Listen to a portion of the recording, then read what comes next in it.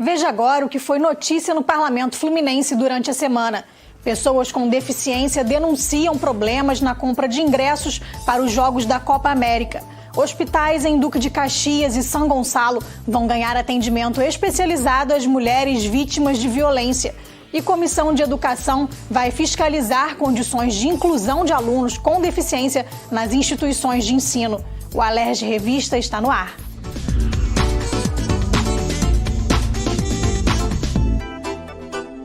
UF e Unirio podem interromper atividades em julho caso o bloqueio de mais de 30% nas verbas operacionais anunciado pelo Ministério da Educação não seja revertido. A Comissão de Economia da Alerj reuniu nesta segunda-feira representantes de universidades e institutos federais para entender como funciona a gestão dos recursos e avaliar de que maneira as instituições impactam na economia do Estado. O reitor de planejamento da UF contou que a universidade precisaria de R$16 milhões e 700 mil por mês para arcar com todas as despesas da instituição.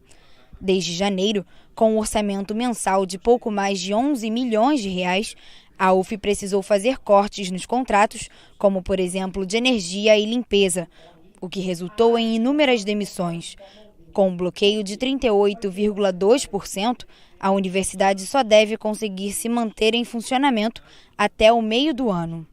Houve uma queda muito grande, uma redução muito forte, saímos de 100 milhões ano de contratos com terceirizados e hoje estamos numa faixa de 66 milhões. Com isso, nós tiramos, só para exemplificar, um contrato de limpeza. Nós saímos de 480 terceirizados, hoje estamos com 220. Então, o impacto é muito grande, né?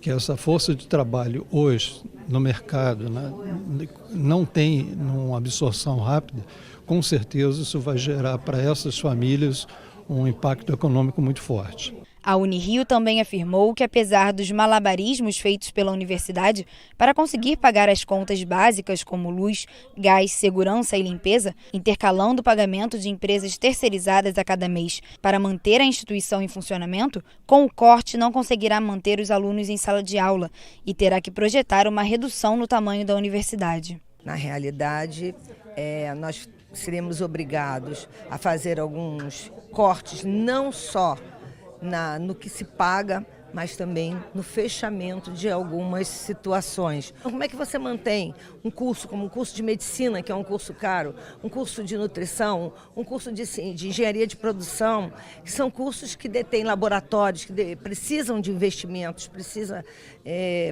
de manutenção. Então, pode ser sim que haja, né, uma paralisação. O presidente da Comissão de Economia, deputado Renan Ferreirinha, lembrou que o impacto econômico do contingenciamento do governo federal não atinge somente o funcionamento interno das universidades.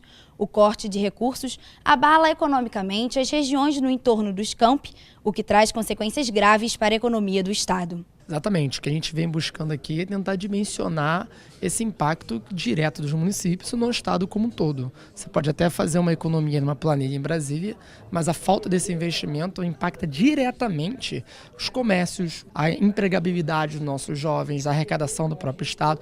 Então é realmente um cenário muito preocupante. E o que a gente viu aqui, a partir das nossas 7 instituições presentes hoje, das 8 do estado, é que esse contingenciamento, ele sim já é algo histórico que vem acontecendo, mas é uma grande tacada agora que acaba gerando uma asfixia. O diretor-geral da Cefet afirmou que a instituição tem 8 campi, sendo 6 fora da cidade do Rio. Ela está em Nova Iguaçu, Petrópolis, Friburgo, Valença, Itaboraí e Angra.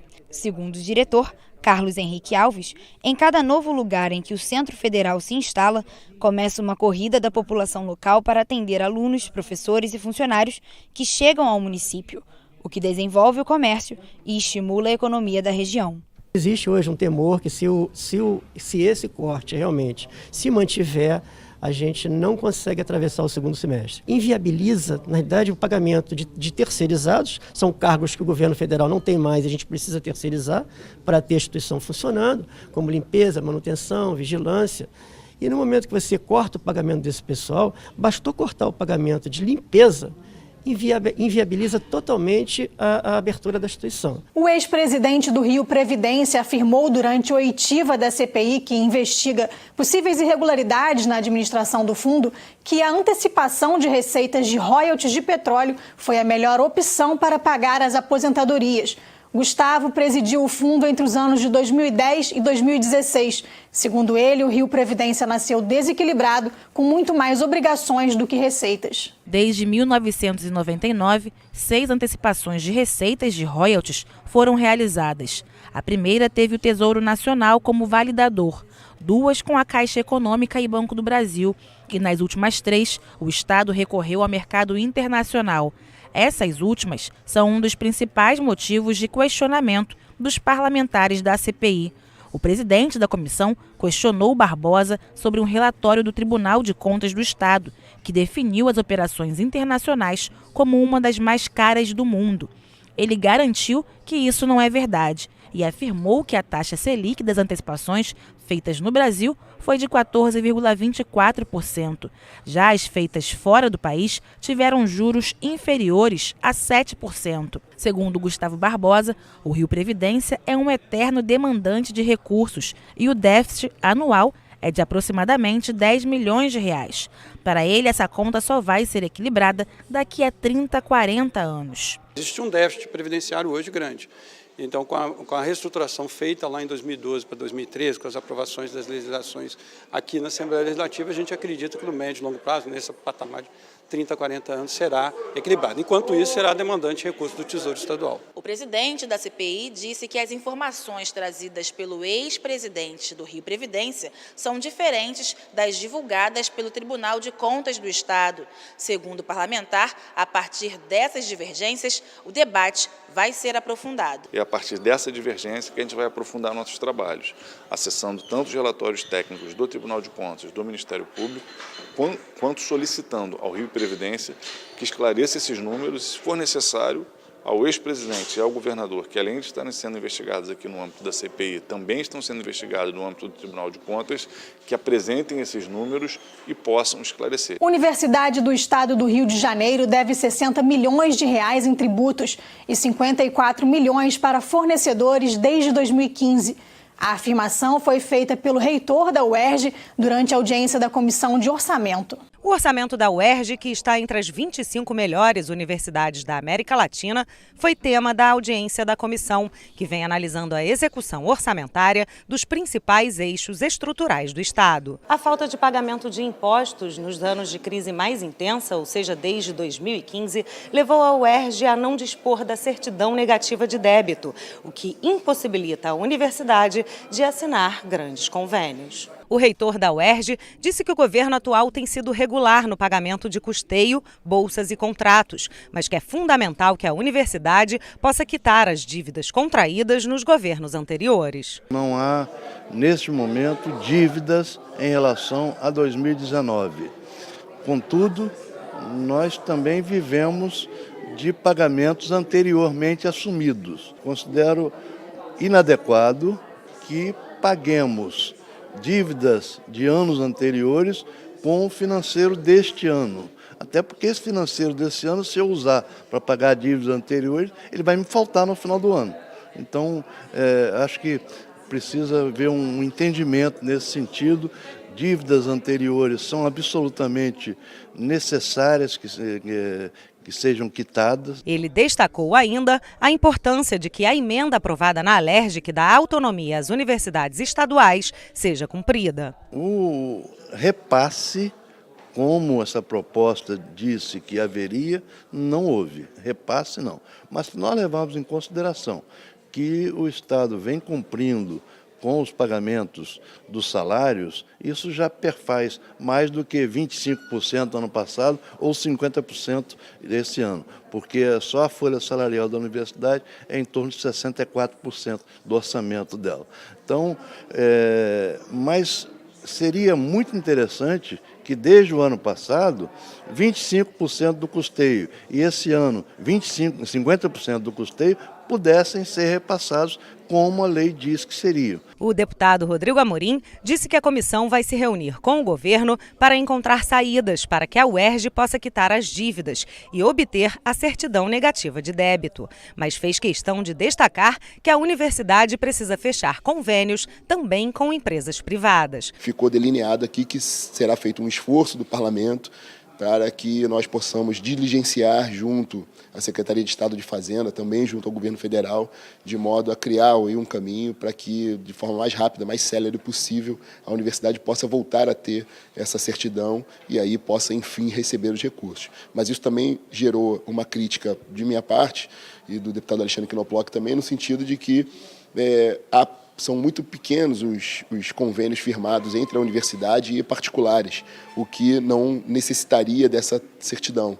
Então, o particular, é preciso que a gente consiga incrementar essa relação para fomento de pesquisa, para investimento na instituição do particular com a universidade. Ele disse ainda que a comissão quer analisar como é feito o controle da exploração do estacionamento da UERJ, que fatura R$30 por carro, principalmente nos dias de jogos no Maracanã. Há uma exploração, e de fato há uma exploração por parte da universidade, daquele parque enorme que é uma área de estacionamento para milhares de carros, e ali eles cobram R$30 por automóvel, sem nenhum tipo de nota emitida, sem a respectiva nota fiscal e, consequentemente, com o recolhimento de imposto. Então, fica muito claro ali que essa exploração da atividade econômica está sendo feita à revelia do próprio Estado, da regra. Mais uma vez, eles estão transgredindo a regra. É necessário que o parlamento tome as atitudes, e a própria universidade, no sentido de institucionalizar a cobrança, se é que o ambiente universitário, de fato, quer que a universidade seja utilizada como estacionamento privado. A CPI, que investiga a crise fiscal do Rio, ouviu os ex-secretários estaduais de Fazenda, da Casa Civil e o ex-procurador-geral do Estado para questionar como se deu a adesão ao regime de recuperação fiscal assinado em 2017 e que tem validade até setembro de 2020. A lei complementar que rege o regime de recuperação fiscal exige que os estados que movem ações contra a União abram mão desses processos para aderirem ao plano. O problema, segundo o presidente da CPI, é que ao abrir mão das ações, o estado passou a ser encarado pelo Tesouro Nacional como inadimplente e, com isso, passou a ter os juros da dívida com a União cobrados de acordo com a taxa Selic mais 1% ao ano, o que aumentou a dívida em 13 bilhões de reais. Esse é um dos pontos que a gente trouxe a questão para os 3 representantes que aqui estiveram, né? Mas que, infelizmente, não está com solução. Nós temos o direito líquido e certo, o secretário atual de Fazenda vai tentar negociar isso para tirar isso, né? Mas, se na negociação não conseguir, o único caminho que tem é demandar na justiça. Para o ex-secretário de Fazenda do Estado, abrir mão das ações era uma obrigação prevista pela lei e que não poderia deixar de ser cumprida. Ele lembra que, à época, o Rio não conseguia pagar o salário dos servidores e que não tinha outra alternativa. Para ele, o plano precisa ser aprimorado pelo atual governo, que deve tentar uma renegociação da dívida de forma mais favorável ao Estado. Ele exige que o Estado que queira aderir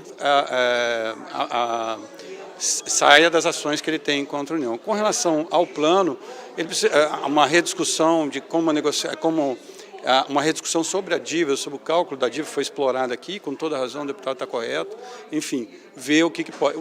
Das questões. Outras está lá numa proposta que certamente a Secretaria de Fazenda atual está fazendo, está elaborando.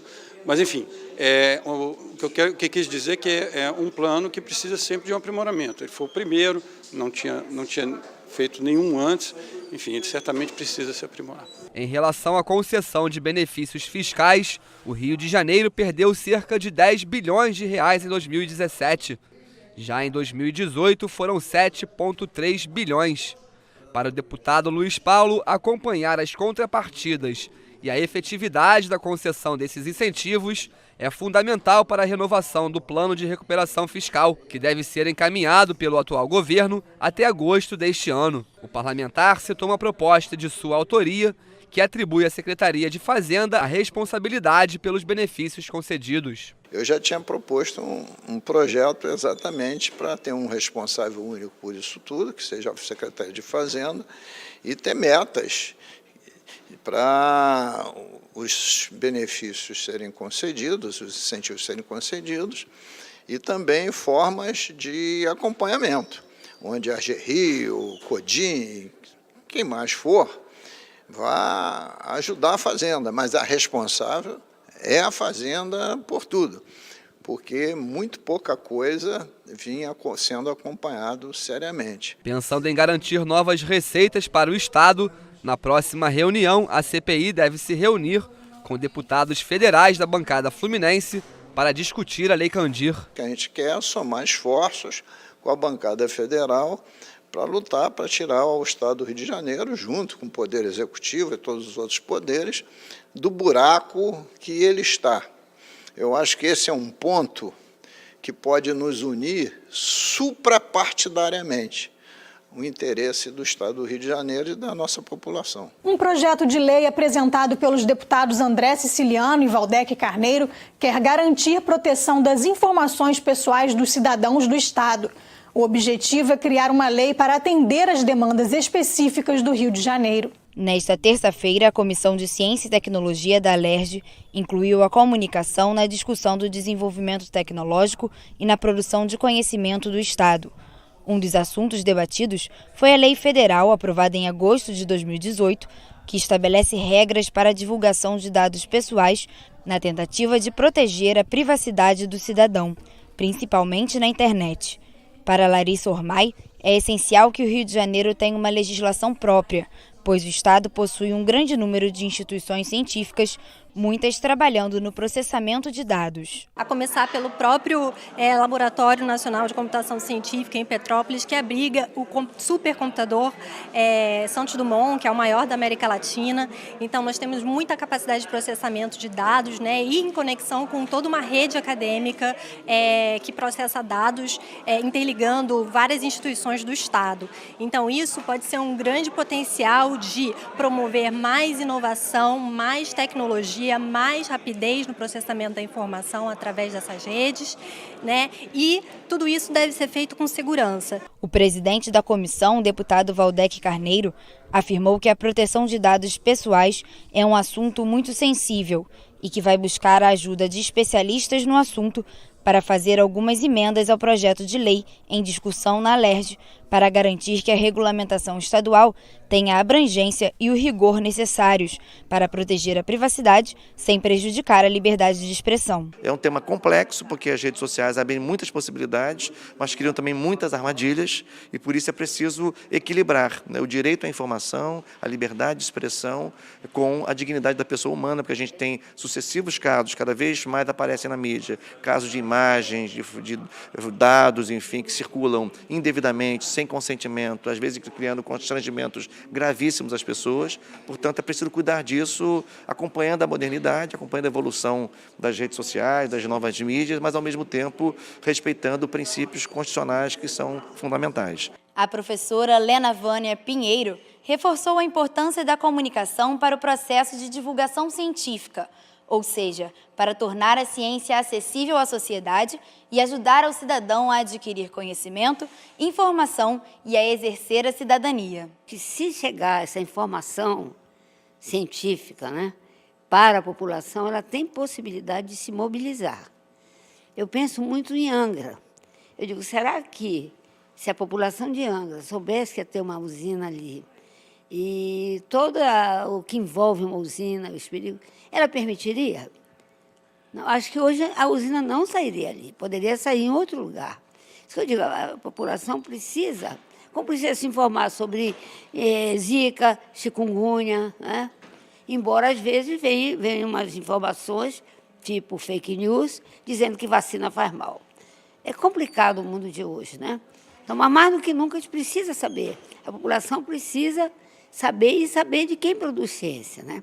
Segundo o professor da UENF, Teófilo Rodrigues, a Alerj tem papel fundamental na regulamentação da comunicação no Estado. Ele lembrou que tanto a Constituição Federal quanto a estadual têm capítulos que tratam diretamente da comunicação e enumeram uma série de direitos do cidadão que não são colocados em prática e que nunca foram regulamentados. Uma frente parlamentar deve ser criada na Alerj com o tema democratização da comunicação para tratar do assunto.